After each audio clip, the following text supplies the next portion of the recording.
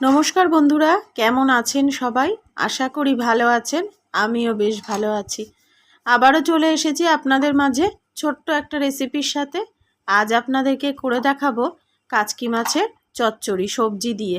এই শীতে তো নানা রকমের সবজি পাওয়া যাচ্ছে, তো এই সময় কিন্তু এরকম ছোট ছোট কাচকি মাছগুলো সবজি দিয়ে রান্না করলে কিন্তু গরম ভাতের সাথে বেশ ভালো লাগে। তো আমি কিভাবে রেসিপিটা বানাই সেটাই আপনাদের সাথে আজ শেয়ার করব। চলুন কথা না বাড়িয়ে তাহলে দেখে নিই কীভাবে আমি রেসিপিটা তৈরি করছি। রেসিপিটা বানাতে আমার যা যা সবজি লাগবে দেখুন, সমস্ত সবজিগুলো এক জায়গায় আমি গুছিয়ে নিয়েছি। এবারে এগুলোকে কেটে নেব। আর সবজির মধ্যে আপনাদেরকে একবার বলে দিই কি কি আছে এখানে: ফুলকপি, টমেটো, পটল, বেগুন, শিম, আদা, পেঁয়াজ, রসুন তো আছেই, আর ধনেপাতা, কাঁচা লঙ্কা, পেঁয়াজ কলি। আর কিন্তু পেঁয়াজ, আদা, রসুন এগুলোর পরিমাণ কিন্তু অল্পই দেব। আদা যতটা নিয়েছি এতটা পরিমাণ কিন্তু আমার লাগবে না, খুব অল্পই লাগবে। আর পেঁয়াজ কলি দিয়ে মাছ রান্না করলে কিন্তু এখন বেশ ভালো লাগে খেতে। আর এদিকে দেখুন আমি কিন্তু মাছগুলোকেও সুন্দর করে ধুয়ে নিয়েছি আর নুন হলুদও এর মধ্যে দিয়ে নিয়েছি।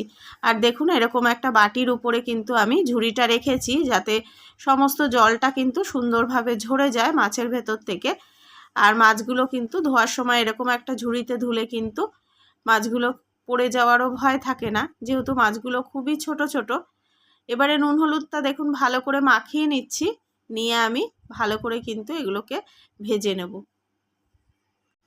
কড়াইয়ে দিয়ে দিয়েছি সর্ষের তেল, আর তেলটা একটু বেশি পরিমাণেই দিয়েছি কারণ মাছটা অনেকটা পরিমাণেই, এখানে 400 গ্রাম মতো মাছ আছে, সেই আন্দাজেই তেলটা দিয়েছি।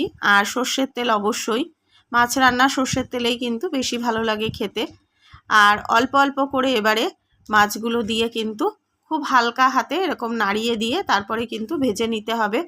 এই মাছ যেহেতু একটু নরম মাছ, তো এগুলো কিন্তু খুব সাবধানে ভাজতে হবে।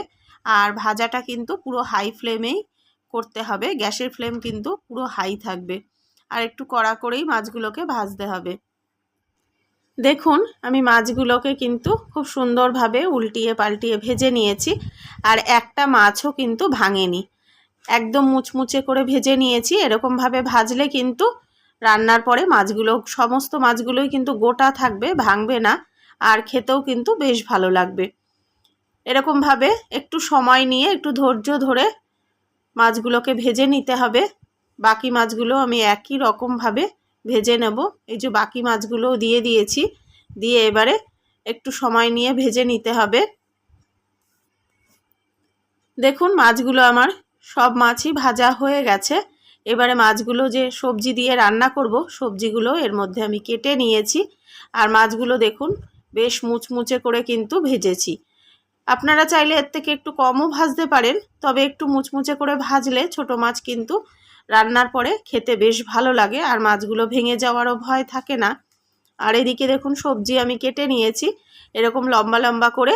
পটল, মূলো, তখন আপনাদেরকে মূলোটার কথা বলা হয়নি, একটা মূলোও নিয়েছিলাম আমি।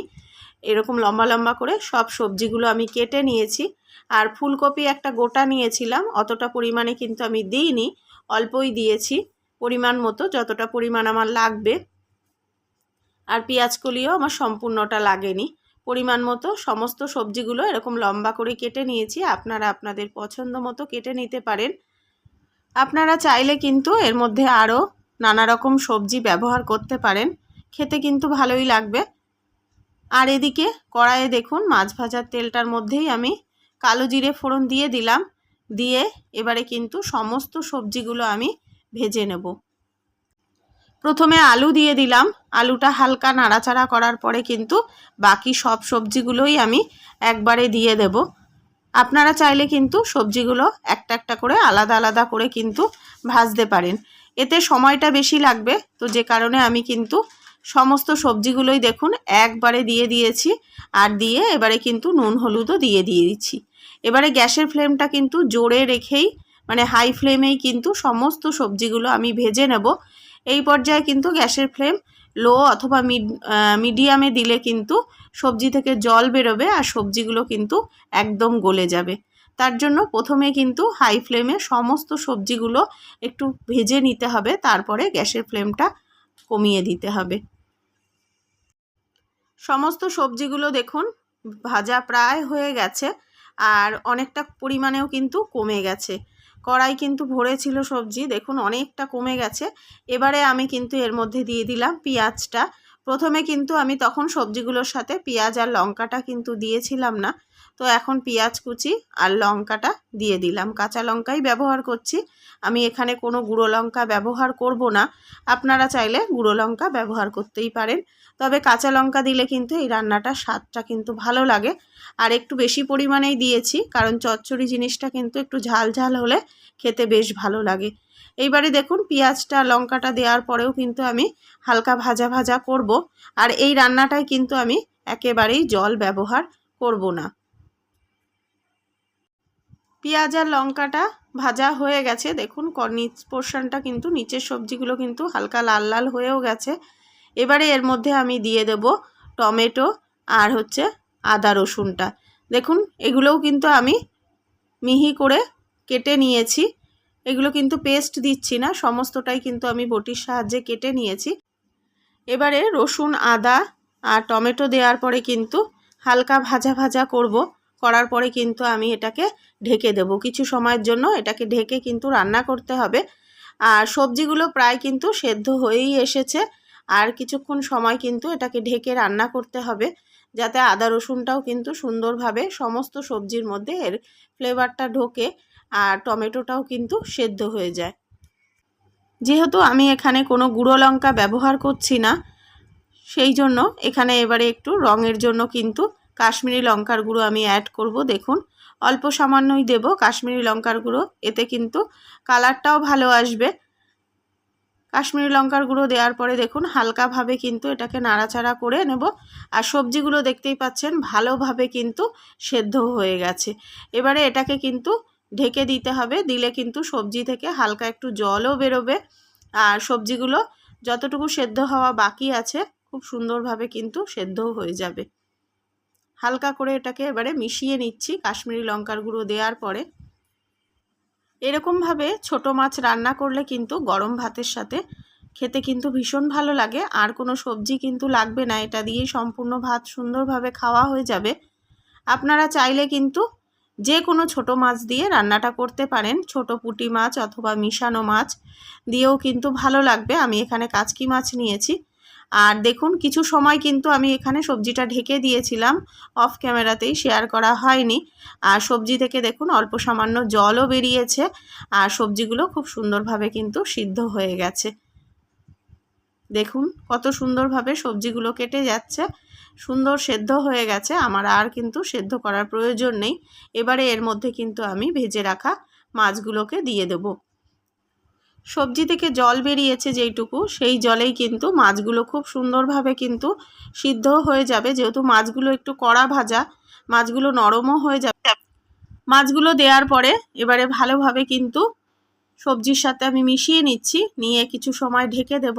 আর দেখুন মাছগুলো যেহেতু একটু কড়া ভেজেছিলাম, তার জন্য কিন্তু মাছগুলো ভাঙবে না, খুব সুন্দর কিন্তু গোটা গোটাই থাকবে। মিশিয়ে নিয়েছি, এবারে এটাকে দু মিনিটের জন্য কিন্তু এটাকে ঢেকে দেব। এই রান্নাটা হতে কিন্তু খুব একটা বেশি সময় লাগে না, সবজি কাটতেই যতটুকু সময়, সবজি কাটার পরে কিন্তু রান্নাটা খুব সহজেই খুব তাড়াতাড়ি কিন্তু হয়ে যায়, আর স্বাদ তো অসাধারণ হয়। দেখুন ঢাকনা খুলে আপনাদেরকে দেখাচ্ছি, মাছগুলো কিন্তু খুব সুন্দরভাবে কিন্তু রেডি হয়ে গেছে একদম। বেশ মাছের মধ্যেও কিন্তু সমস্ত সবজির ঝোলটাও ঢুকেছে, আর কিন্তু একদম রেডিও হয়ে গেছে। এবারে হালকা একটু নাড়াচাড়া করে তারপরে এর মধ্যে দিয়ে দেবো ধনেপাতা। এর মধ্যে কিন্তু কোনো রকম গরম মশলা কিছুই কিন্তু এগুলোতে ব্যবহার করা যাবে না। দেখুন আমি ধনেপাতাগুলোকে ছিঁড়ে দিয়েছি হাতের সাহায্যে, আপনারা চাইলে কুচিয়ে দিতে পারেন। আর অল্প পরিমাণেই দিয়েছি, খুব বেশি পরিমাণে কিন্তু দিইনি, সবজির একটা সুন্দর একটা গন্ধ আছে, তো ওই জন্য ধনেপাতার পরিমাণটা কিন্তু অল্পই দিয়েছি। এবারে দেখুন রান্নাটা একেবারে কিন্তু রেডি হয়ে গেছে, আর এই রকম চচ্চড়ি গরম ভাতে কিন্তু একদম দারুণ দারুণ লাগবে। রেডি হয়ে গেল কাচকি মাছের চচ্চড়ি শীতকালীন সবজি দিয়ে। রেসিপিটা কেমন লাগলো কমেন্টের মাধ্যমে জানাবেন। আর আপনারা অবশ্যই কিন্তু এইভাবে বাড়িতে ট্রাই করবেন। আশা করব আপনাদের ভালো লাগবে। আজ তাহলে আসি। আপনারা সকলে ভালো থাকবেন, সুস্থ থাকবেন। দেখা হবে আবারও আপনাদের সাথে। টাটা।